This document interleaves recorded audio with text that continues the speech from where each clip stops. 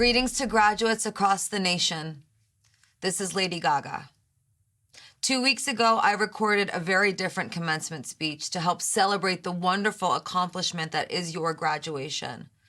My speech at that time reflected and referenced the shared experience of the COVID-19 global pandemic that has devastated the world this year, and how important it is to be a force of kindness in the world as you take the next step forward in your promising lives. My speech was recorded before the murder of George Floyd and the subsequent activist movement protesting police brutality and systemic racism in this country. While my original commencement speech may not be directly relevant to what this country needs most right now, I wish to tell you today that although there is much to be sad about, there is also much to be celebrated. You are watching what is a pivotal moment in this country's evolution. You're watching society change in a deeply important way.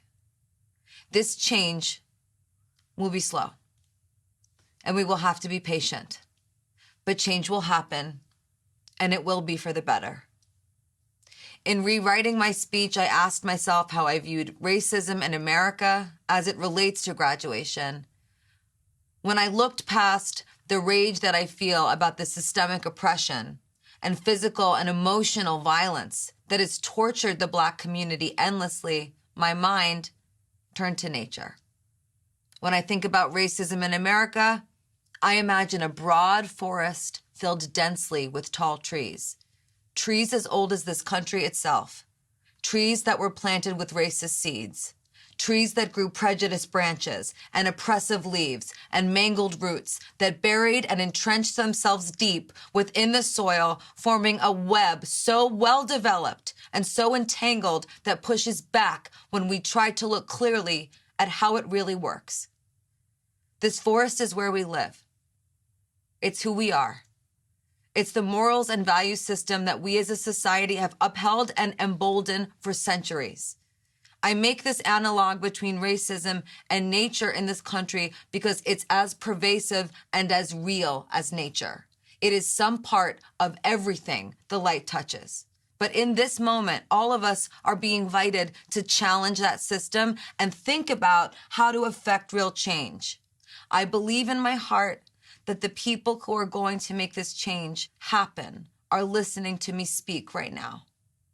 I know this is true because it is you who are the seeds of the future. You are the seeds that will grow into a new and different forest that is far more beautiful and loving than the one we live in today. I believe the path forward to eradicating the blight of racism relies on 3 principles which form the basis of my faith and my perspective on nature and what I believe humanity needs to thrive. These 3 things are time, sufficient effort, and divine grace. We need these 3 things to be replanted anew, whole and with full hearts, healed and inspired as a country, as a forest of seeds that have been mutated, nurtured by new and ingenious ways of watering and divine intervention that speaks to us all through the great Mother Nature with a voice of compassion. We can control time and sufficient effort. We cannot control divine grace, but I believe divine grace is the faith we can choose to place in each other to prosper lovingly and effectively. I believe you beautiful seeds have been presented with a wonderful gift. The opportunity to reflect in this powerful moment on your morals, your principles, and your values, and how they will guide you through life as it presents itself, and as you wonder where it will take you. Your morals, principles, and values, I strongly believe now, must be sincere and authentic to you. Your principles must come from your heart. Your values must come from your brain. Your morals must be derived from the whole you that you contribute lovingly to humanity. Your service to the global community will be kindness that's custom made by you for the world. In my original speech, I asked the question, what would it take to be kind all the time? Perhaps this question is still relevant today. I wish to frame this answer by saying something seemingly obvious on an occasion where you've already proven yourself smart, capable humans People can do hard things. You can do hard things. You can rip up and replant the forest to be a vision only you have. Sometimes being kind is hard. I'm sure you could think of a few unkind classmates, friends, family members, strangers, people, teachers from your school, or even times that you've acted unkindly.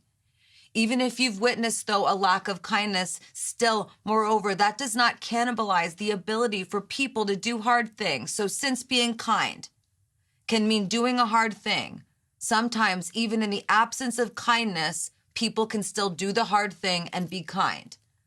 I encourage you to be kind. I do this to set the example I wish to with the tremendous privilege I have in giving you this commencement speech today.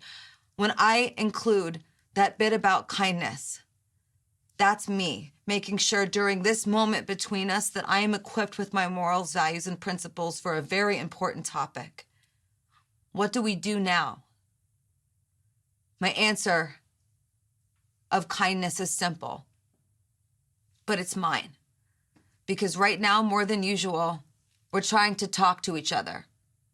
Let's talk. But just as you did in your classrooms almost every day, let's also listen. If we don't listen, we don't learn.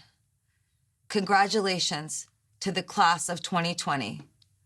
I can't wait to see your forest.